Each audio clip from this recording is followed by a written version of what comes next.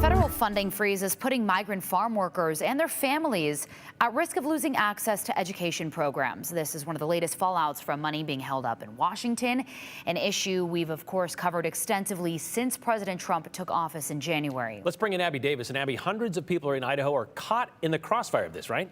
Right. The U.S. Department of Education was supposed to release money for these programs earlier this month.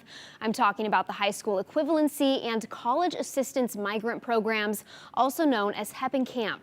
HEP and CAMP started more than 5 decades ago, helping family members who move around for farm work earn their high school credentials and succeed in college.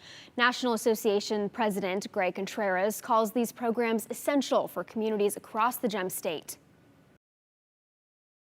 They're not just life-changing, they're generational changing. To not have these projects in Idaho, students and their families in our communities would struggle. These students are hungry for education, and our programs are effective, and we're in a way dismissing potential graduates from institutions of higher education who could be leaders in our communities, serving our communities. So it's a huge loss.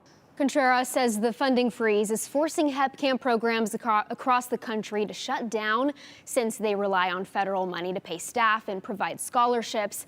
I reached out to Idaho colleges that administer the programs, including Boise State University and Idaho State University. So far, only BSU responded. A spokesperson confirmed having to close their programs, but couldn't share any more details other than telling me they've helped thousands of students enroll and graduate since launching the programs in 1983. Like many other programs affected by funding freezes, Contreras does not know when they might get the money, but he's hopeful it will come soon, especially after the Department of Ed announced it will release billions in other education funds to school districts on Friday, and some of that money will also go towards supporting migrant families. Morgan and Brian. It's not a widespread program, but obviously the people that rely on it, this is something that's going to be truly missed. Life-changing. Yeah, thanks, Abby.